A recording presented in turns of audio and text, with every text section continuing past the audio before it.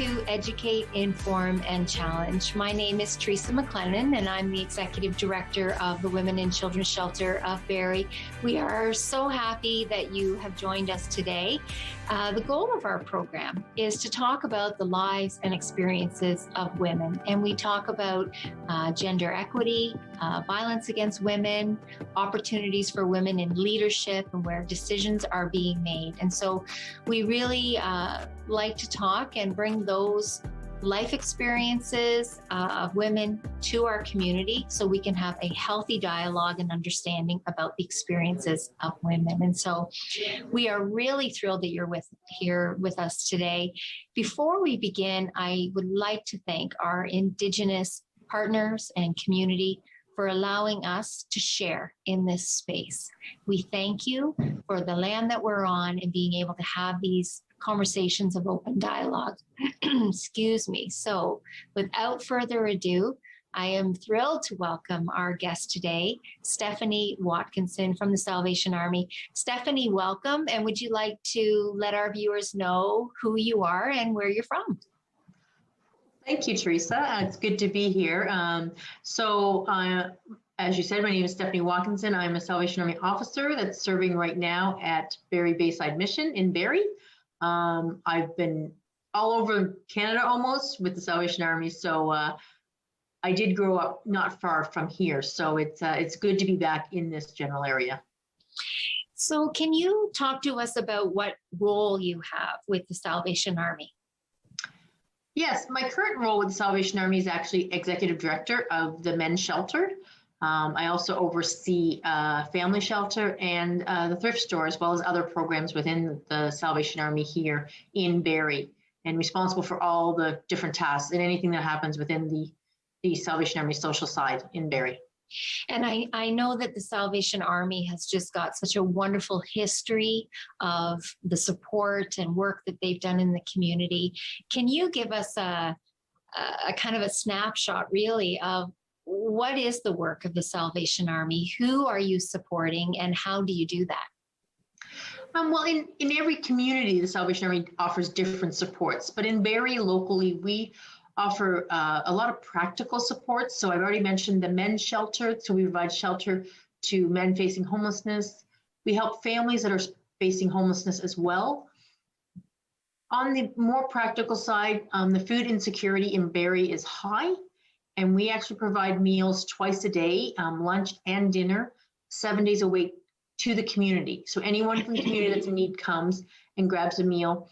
There's other assistance programs, whether it's case management, whether it's housing access, whether it's bringing in mental health assistance or paramedics to help our residents get through some of their barriers and stabilize themselves so that they can go out, find a home to live in and be successful in whatever their chosen field are.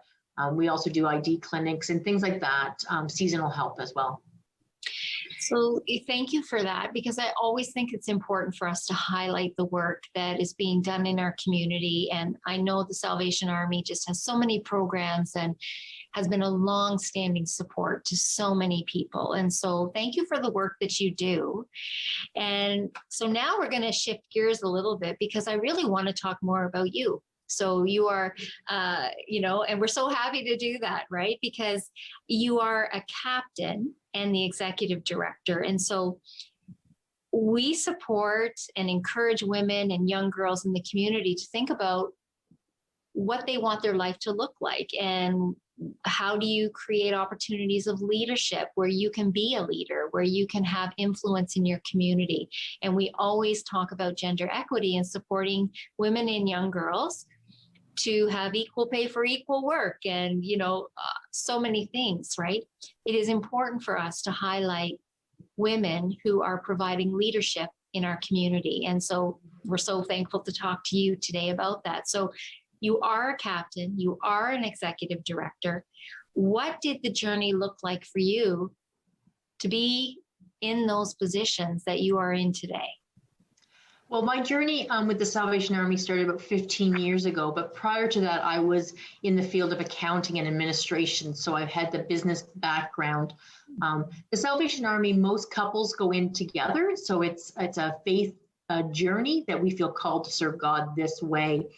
And that then we go in and we go through some training, we get ordained as pastors within the Salvation Army, and then we get appointed to wherever. And we're in Canada, so it could be anywhere in within the Canadian borders. And you do what is needed in that community. So we've been in several, my husband and I have been in several communities. To get to this role as executive director of a social service center for the Salvation Army, it was really just letting those my bosses and stuff know my passion to serve the most vulnerable in our community. I love being frontline and really journeying with people as they are going through maybe difficult times, but just needing that extra hand up. And so it was my passion over the last 15 years that have developed that they felt that I was a good fit for this appointment. And so they appointed me here on my own. My husband is not appointed to the Bayside mission. He's appointed to a different ministry unit. So it's not like he's in charge and I'm just doing some of the leadership. They've actually put me in charge of it, which is part of the Salvation Army's long history of women in leadership. Oh, that's, you know what, I think that's a history that I was not aware of. And I think that'll be really great for our viewers to hear that as well. And so when you describe your work, what it sounds like very much to me is very mission focused. It is very much mission focused. The Salvation Army is a Christian organization, so it obviously is faith-based. And we are focusing even more so now on the actual mission of why do we do what we do? You've mentioned we've got a rich heritage. The Salvation Army has been around over 150 years, and people will tell you stories of how they helped their families or themselves over the years. And so we have that rich history that we have to carry on, and the needs are so great now that we have to be frontline in order to really serve the community. So I want to dive in a little bit about, again, coming back to your experience as a woman who is a leader, in her community, in the agency that you work for and in your mission. And you talked about that the Salvation Army has also had a long history in terms of supporting women to be in those positions. And I don't know if it's always been the case, but I would love to talk to you about that. But in the position that you're in right now and the journey that you've had to get there, can you talk about any personal barriers or systemic barriers that you needed to work through in order to be where and who you are today? There was some challenges. And as I said, like I was previous in another field before I became a Salvation Army officer. So I was very independent, very strong. And coming to become a Salvation Army officer with my husband, and you seem to go as a pair, there was some days it was a real struggle because those in our divisional headquarters and our bosses and supervisors would always tend to go towards the male for the answer. And that really frustrated me. And there was several years I struggled with that, especially when they're talking about finance and that, because that was my field of expertise and my strength. And there was times when my husband would say, talk to Stephanie, she knows what it is, but they always would veer back to the male. And I really struggled with that. So while there's a rich heritage with the Salvation Army to have women in leadership, there are times when it's still very much a male dominant field, but we're breaking the barriers and there is progress moving forward. And it's being shown by putting women in a leadership role that is not connected to her husband's abilities. So that for me was a huge challenge, one that almost made me step away from my work because I couldn't be seen as an individual with my own strengths and my own, what I was contributing to the mission and the ministry of the Salvation Army. But we've got some really good forward-thinking leaders now that are thinking more about looking at an individual's talents and skills and then appointing them appropriately. And a lot more conversation about the gender equity in all of our roles. So it's exciting times as we continue to move forward. And so are you seeing then that more opportunities then are being created and they are specifically thinking about the talent and skills of the folks that they have, be it man or woman, and who is really the best person for that job. I have seen that a lot. And a couple of years ago, we developed a department at our Toronto office, our head office for Canada, for gender equality. And they're really they're taking it seriously. And that makes me proud to be part of an organization that values the individual, no matter what gender they are, what race they are, and even what faith-based they are. You are valued for the person you are. Mm-hmm. So I think, we're going to dive into that a little bit more, because I think it's a very interesting topic about how the movement is happening within the Salvation Army. And I think that is reflective of movement that's happening just everywhere in our community, right? And what specific changes, and you've already mentioned one, the Salvation Army in particular is looking at doing that creates more opportunities for women and leadership, and having balance of equal voices between men and women. So we're going to dive into that a little bit more. But I think when we come back from our break, I would like to talk to you a little bit more about, for yourself personally, you talked about the difficulties and almost wanting to take a step back, right? How you came to a different decision about plowing forward and being able to use your voice and make change, and how you came to the decision that you were going to stay in it as opposed to stepping out of it. And so when we come back from the break, if you're good, we're going to dive back into that. And we really encourage our viewers to stay with us and really just take the learnings from this conversation with our valued guest, Stephanie from the Salvation Army. So stay with us and we'll be right back.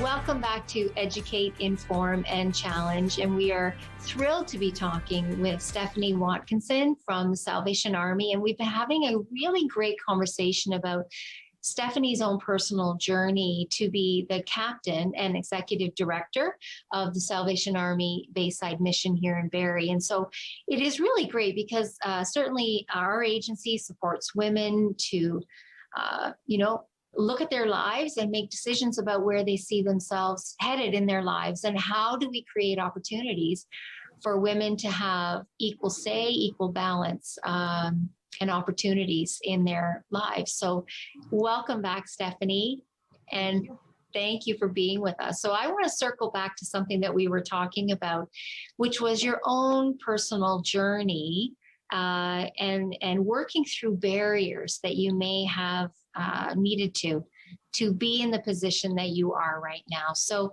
you've talked about in saying that the Salvation Army has always been supportive of women participating and, very missions focused to do the work. What did you need to work through within yourself to be in the position that you're in today?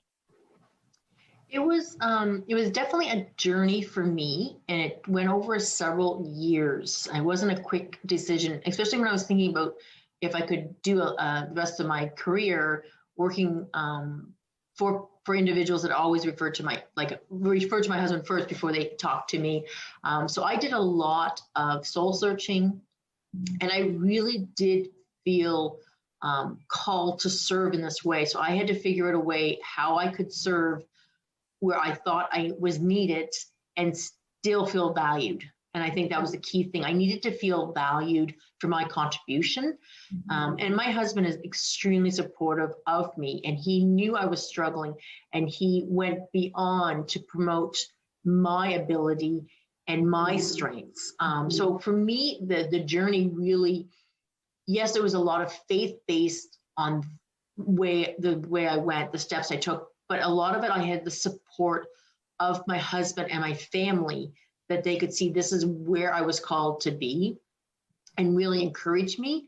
And I've also been told that I'm extremely stubborn. So when I get my mind set on something, I keep going forward. So the supportive side of things was good, but it was also probably the pure stubbornness that got me through those years and made me determined that I was going to do what I felt I was called to do.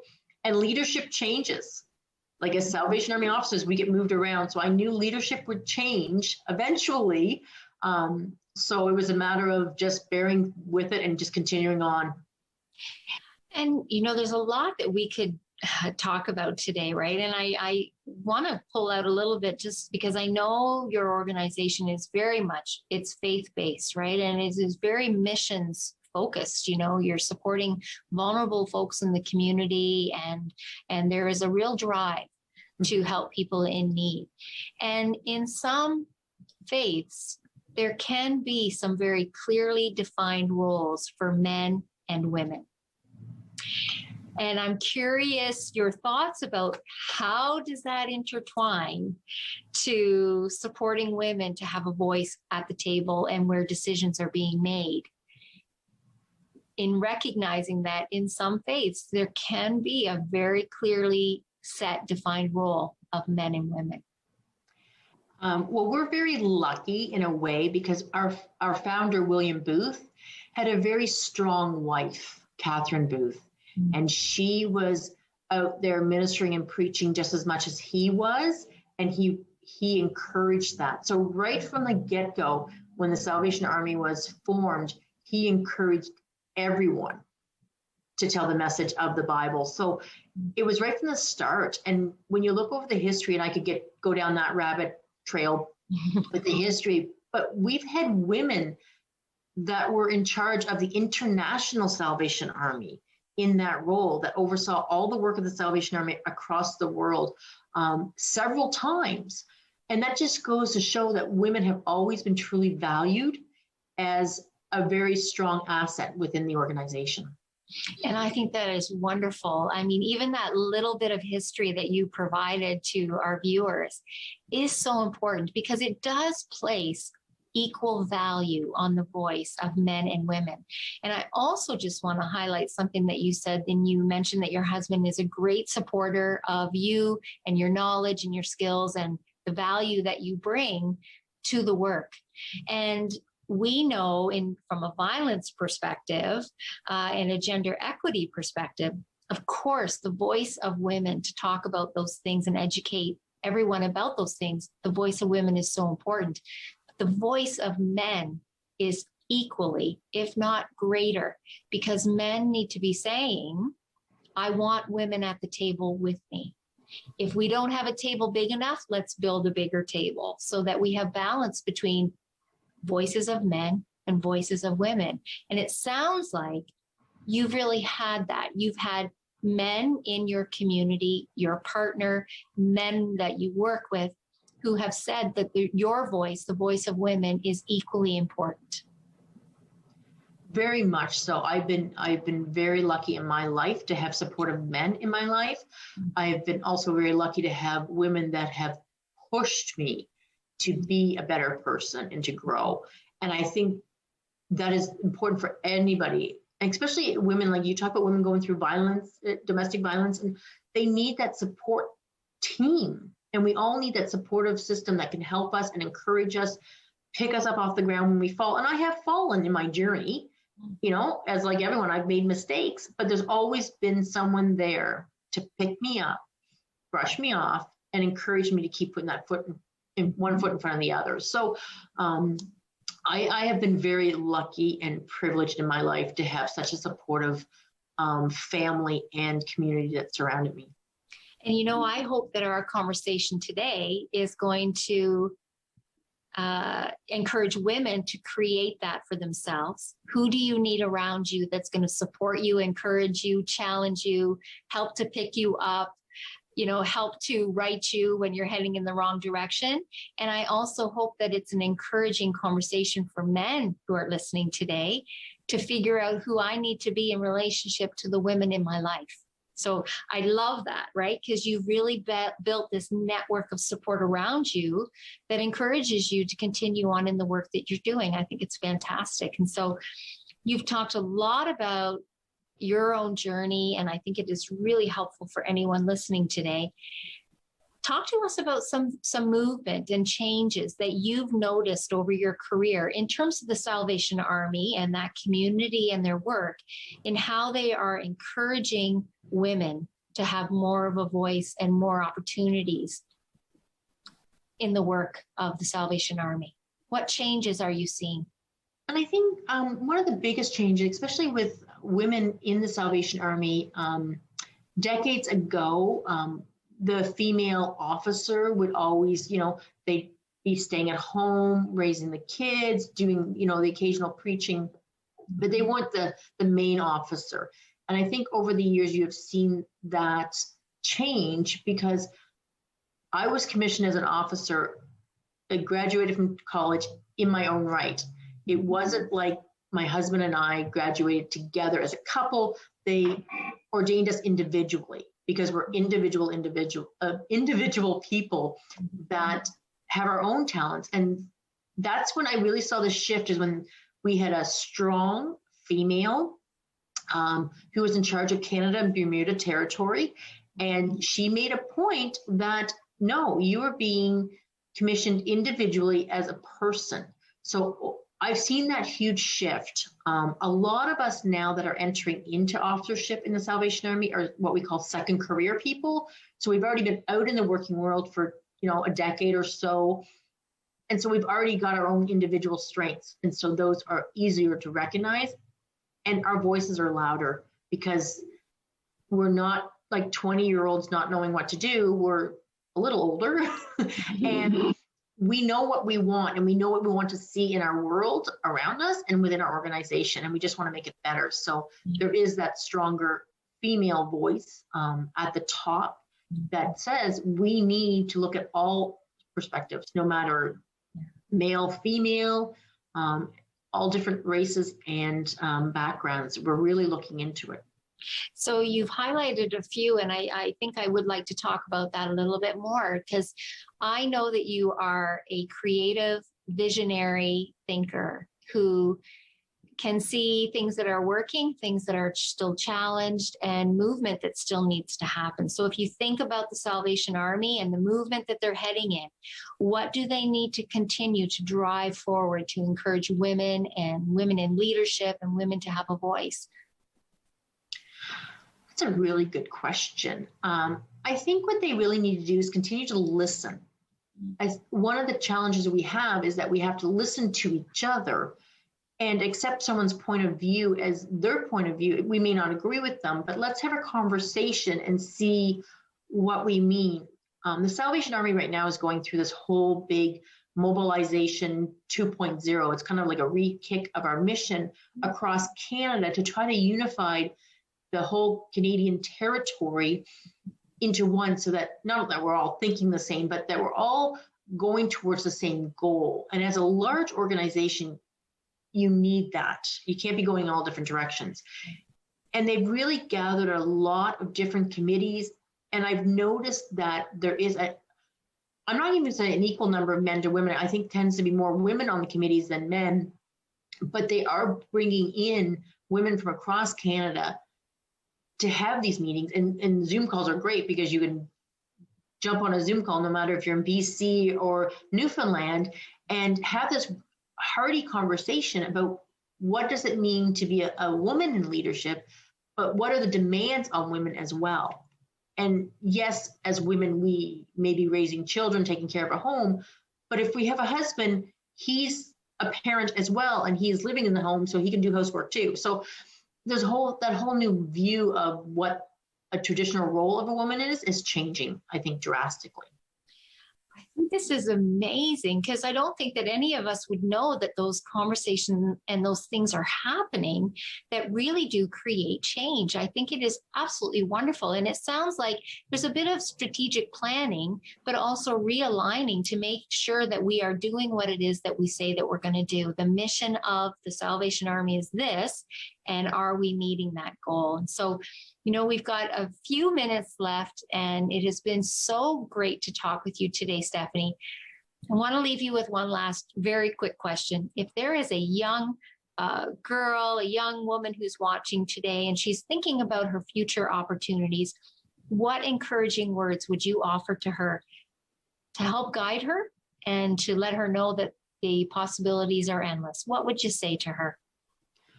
I would say, in a short answer, go for it.